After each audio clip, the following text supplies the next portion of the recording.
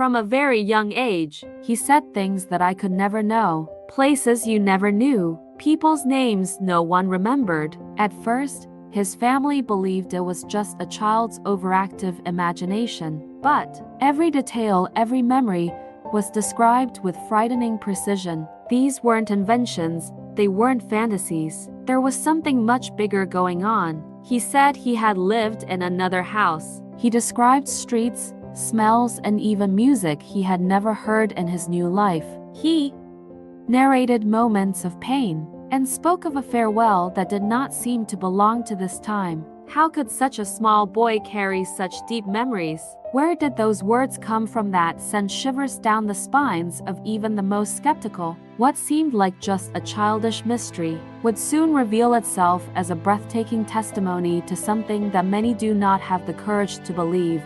Life goes on, and love always finds a way to return. It was a simple family from the countryside. A modest house with weather-beaten walls, surrounded by leafy trees and the constant song of birds that announced the sunrise and sunset. The dirt floor, the small porch, and the worn furniture bore the mark of a humble routine, but filled with love and unity. There, the days passed at an almost poetic pace. The mornings smelled of fresh coffee, the afternoons were lulled by the sound of roosters and street games, and the nights carried a silence broken only by the wind that shook the windows. Amidst this simple setting, a boy of only 4 years old grew, small in stature, but immense in the depth of his gaze. His eyes were curious, restless, attentive to every detail around him, but there was something else, something difficult to explain. It was as if that boy carried within him an ancient wisdom, greater than his age allowed. While other children lost themselves in make-believe games, inventing monsters and heroes, he told stories that didn't seem to belong to the world of childhood. They weren't ordinary inventions, nor loose phrases.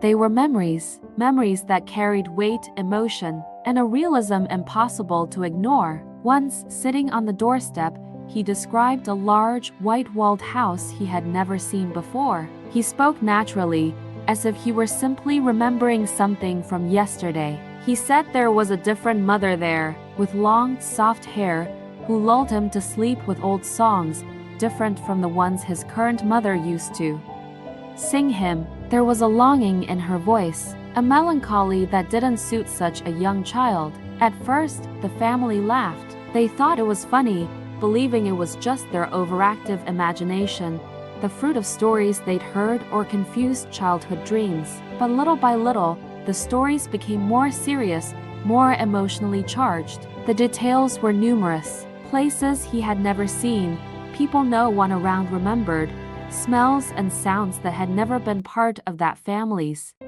life. There was something disconcerting about the firmness of his words. He didn't seem to be making it up. He seemed to remember. The mother, silent, began observing every gesture, every phrase. The father, initially in disbelief, became uneasy as he heard the boy speak of tragedies, goodbyes, and even a sudden death. How could a child of only 4 years old narrate such pain with such clarity? The nights also began to reveal strange signs. The boy would wake up frightened, crying, as if reliving something that didn't belong in this life. Through tears, he called out for a mother who wasn't the one cradling him in the present. "Mommy, forgive me. I didn't mean to leave so early," she said between sobs. These words were like knives in the heart of his current mother, who hugged him tightly, trying to comfort him without understanding the origin of that pain. The family, which previously saw everything as a child's game,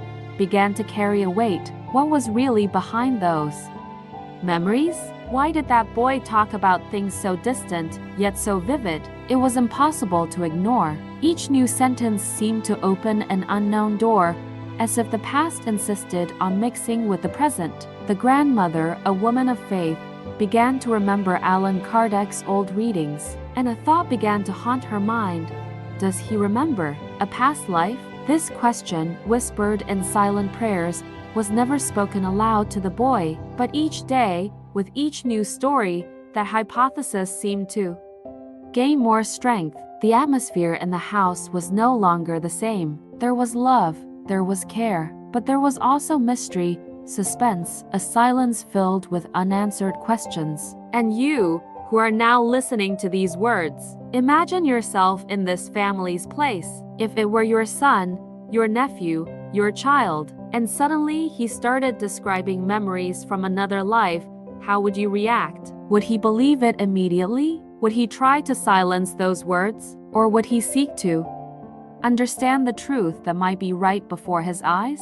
This is where the story begins to take on greater weight, because it was no longer a childish fantasy. It was something that went beyond logic, and soon, that family would discover that they were facing a breathtaking testimony, capable of forever transforming the way they viewed life, death, and the love that never fades. The first doubts arose on an ordinary afternoon, one of those when life seems to follow the calm rhythm of routine. The father had come home from work, the mother was preparing a simple dinner, and the boy was playing on the living room floor with his toys. Suddenly he looked up, fixed his father's gaze, and said firmly, "You're not my real father." The silence that took over the house was so heavy that it seemed to cut the air. The father, not understanding, laughed nervously. The mother, frightened, tried to change the subject, like someone quickly putting out a flame before it becomes a blaze. But the boy persisted. His voice didn't tremble. It didn't sound like an invention.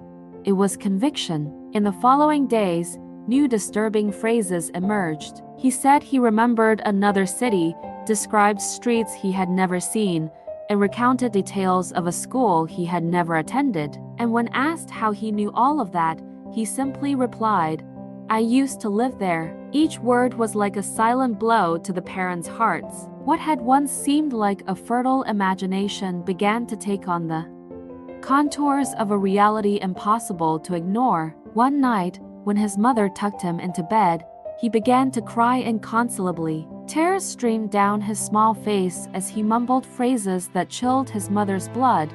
"I died very young, in a car accident." The room, lit only by the dim moonlight, seemed to carry a supernatural weight. Between sobs, the boy described details that could not come from the mind of a child.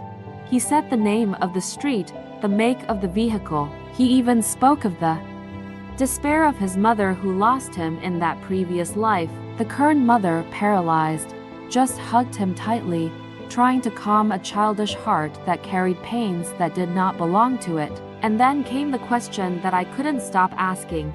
Would it just be imagination? Or was there a truth there that transcended the boundary between life and death? The following nights brought even more restlessness. The boy began to have constant nightmares. He would wake up screaming, calling out to an unknown woman, begging, "Mommy, forgive me. Mommy, don't cry for me anymore." Each word echoed through the house like a lament from beyond. The parents were at a loss for what to do. The father tried to explain it all away as childish fantasy. The mother, on the other hand, saw pain in his eyes that no child would imagine. And you, if you were in this family's shoes, how would you react? If your child, as a young child, began to tell you memories of another life, memories of his own death, would you believe him? Or would you close your eyes, afraid to see a truth that defies reason? The weight on that house increased with each new report. The previously light atmosphere of laughter and jokes was now permeated by an atmosphere of mystery, fear, and compassion. Even the neighbors began to notice the family's different expressions, the boy's distant gaze, his mother's sighs. One late afternoon, while playing in the backyard, he suddenly stopped, looked at the horizon, and said, in a low voice, "They still cry for me. I feel it." The mother, upon hearing that, felt her heart break. How could the son speak with such certainty about people he had never met? And most frighteningly, why did he seem to carry within him not only memories, but also the pain of those left behind? The boy did not speak like a child. He spoke as one who bore the mark of an early farewell. Each night, new details emerged, like pieces of an invisible puzzle. And the most disturbing thing was the precision. Dates, places, feelings, everything narrated with the clarity of someone who relived it, not just dreamed it. The family found themselves at a crossroads. Ignoring it would be more comfortable, but impossible. Accepting, on the other hand, meant opening oneself to a mystery that defied all certainties. And could you listen to the story of such a small child and still believe that death is the end? Or would you begin to wonder if, in fact, the spirit continues? If life goes beyond what we can see and touch? In that simple home in the countryside, a 4-year-old boy brought a revelation capable of shaking logic and hearts, the memory of a life interrupted, of a lost love, and of a pain that cannot be forgotten even when crossing the portals of death. But what no one knew yet is that all of this was just the beginning. Soon, the truth would be revealed in such a shocking way that it would forever change the way that family and everyone who hears this story would view life, death, and eternity. That was when the family, already without answers, decided to take him to a spiritualist center in the city. The decision wasn't easy. The father hesitated. The mother was afraid to hear what she already sensed.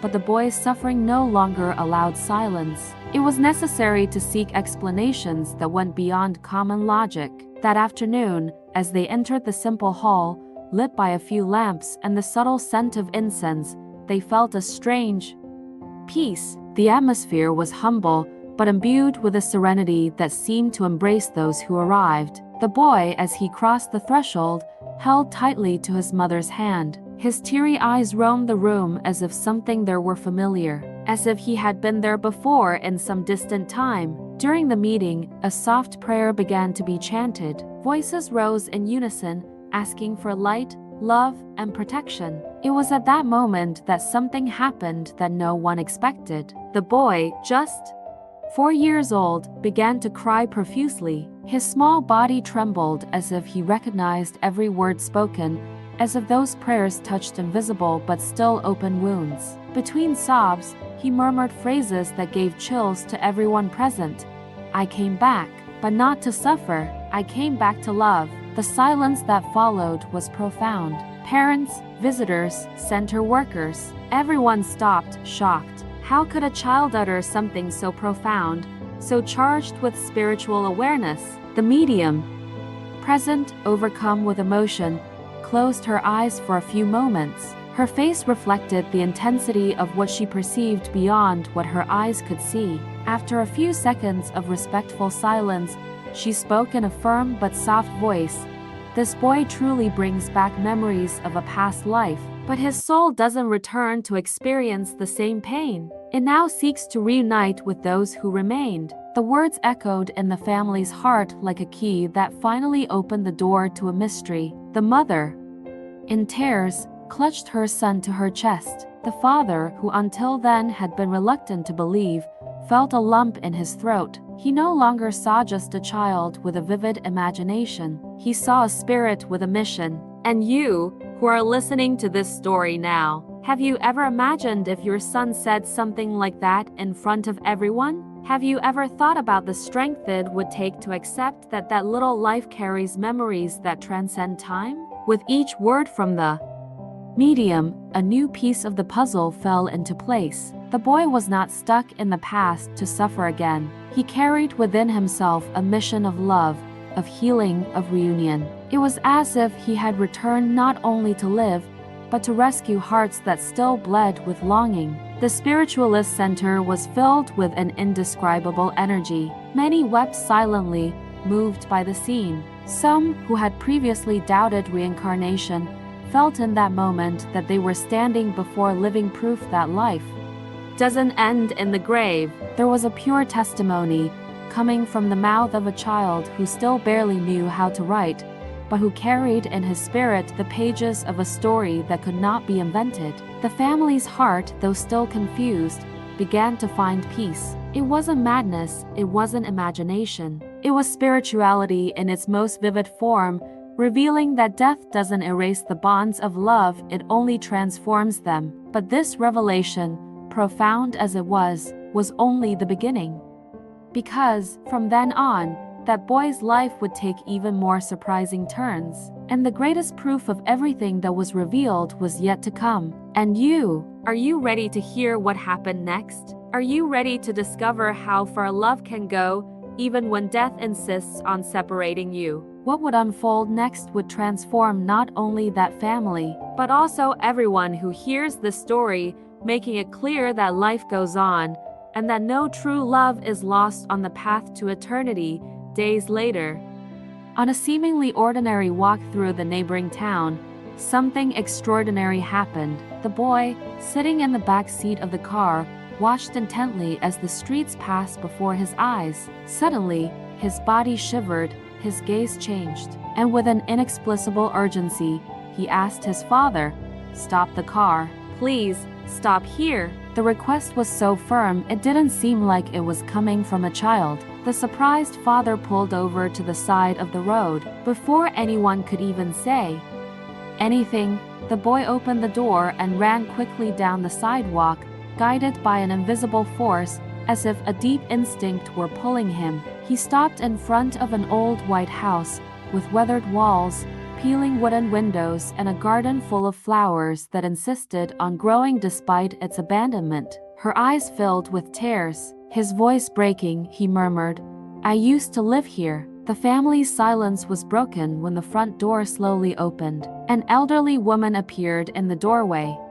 holding onto the wood as if the sight before her was impossible to bear. Her eyes, filled with tears, fixed on the boy, and then, in a trembling voice, she let out words that chilled everyone's hearts. "My son." Tears began to stream down the woman's face, and her fragile hands trembled at the unbelievable scene. The boy ran to her and, without hesitation, hugged her as if he had found the safe haven of a lifetime. And the moment their bodies touched, an energy took over the room. There was no more doubt. It was a reunion. It was love that crossed death and defied time. The lady, still in tears, confirmed every detail that the boy had already revealed. She spoke of the accident that had taken him from her so early, of the despair she had experienced upon losing her son, of the pain that never healed. She heard from him the same words that had echoed in her mind for years, words that only that boy could know. In that embrace, two souls met again, a mother who never stopped loving, and a son who returned in another life to prove that love is not broken by death, it is only transformed. And you, who follow this story, can you imagine the impact of witnessing something like this? Can you feel what it would be like to look into a child's eyes and recognize the soul of your lost child there? Would you believe it right away? Or would you think your mind was playing tricks on you? For that family, there was no more room for doubt. The impossible was before his eyes. The current mother moved, cried alongside her past mother, understanding that they both shared, in different ways, the same love. The father, who had so often sought rational explanations, lowered his head in silence, feeling a weight lift from his heart and give way to faith. Curious neighbors began to approach.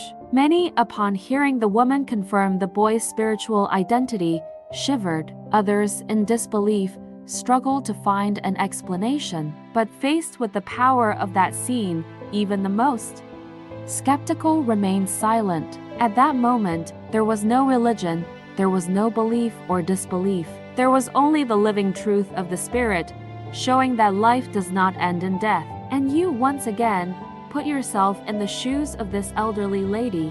Years of longing, of tears, of prayers asking for a sign. And suddenly, life unexpectedly returns, a reunion that seemed impossible. What would you feel? Fear? Joy? Gratitude? This meeting was not only a relief for that mother's pain, but also a turning point for the family raising the boy at the time. They realized they weren't just caring for a child, they were caring for a spirit that had a mission: to unite hearts, heal wounds, and prove that love is stronger than death. There, in front of that white house, there was no room for doubt. Everyone understood, between tears and hugs, that the boy was the bridge between two worlds, and that his life was not just a new chance, but a living testimony to the eternity of the soul. But this revelation, as exciting and overwhelming as it was, still did not represent the end of the story. On the contrary, it was just the beginning of a new understanding, because, from that day on, everyone would realize that the boy's true mission was yet to be revealed. And are you ready to hear what the final lesson was from this story? Are you ready to discover how pain turned into hope, and how reincarnation can be the greatest proof that love never dies? Over time, the boy learned to live his new childhood, but without ever erasing the marks it left on his spirit. It was as if two stories, two lives, came together in one journey. The current mother, moved by understanding her son's mission, began to embrace him with even more love, understanding that she was not only responsible for raising a child, but for guiding a soul that had already gone through profound experiences. His former mother, the lady who had tragically lost him one day, began to see reincarnation not as a loss, but as a blessing, because, even in another body, even in another life, her son had returned and the bond between them would never be broken. In every prayer said at nightfall, that family remembered the eternal words of Allan Kardec, recorded in the Gospel according to Spiritism. Family ties are not destroyed by reincarnation, but rather strengthened. This sentence became a living truth in their hearts. There was no more fear of death, nor the feeling of abandonment. There was the certainty that life is eternal, that the spirit never ceases to exist, and that love is always the invisible thread that unites all existences. The boy grew up, and as the years passed, his memory of his past life became lighter, almost like a distant dream. But his story, witnessed by so many, remains proof that reincarnation is not just a doctrine, it is a reality. That spirit, who once suffered the pain of separation, found in returning to earth a new opportunity to learn, love, and teach. And through him, everyone around him learned too. They learned that love is never lost. They learned that life is made of reunions. They learned that when the body rests, the soul lives on, waiting for the next chapter of its journey. Now, stop for a moment and think. If death is not the end, if our bonds of affection continue beyond this life, so how many people who have passed away continue, in some way, to walk alongside us? How many reunions are still in store for us in other existences, in other opportunities? Perhaps, when you look at your son, your mother, your brother, or that friend who seems like a part of your soul, you are, in fact, reconnecting with someone who has walked with you in other lives, and that changes everything. It changes the way we love, forgive, understand, and even live in the present. Because, if life doesn't end, every gesture of affection, every act of kindness, and every forgiveness offered is not lost. They are eternalized in the spirit and return to us at the right time. This story teaches us that reincarnation is more than a spiritual mystery. It is proof that God gives us infinite chances to start over, to repair our mistakes, to find those we love again, and to always move towards the light. And you, who have followed this far, have you ever thought if some of the bonds you have today could have come from another life? Have you ever imagined who, on your current path, could be a reunion of love that has spanned centuries, or even a reunion of souls who came together to learn and evolve? Leave your thoughts in the comments. Your opinion can inspire other hearts who, like you, seek to understand the greater meaning of life. If this story touched your soul, like this video so more people can access this message of hope, and subscribe to the channel to follow other real and moving stories like this one, which remind us of something essential. Life is eternal, and love is the bond that never breaks.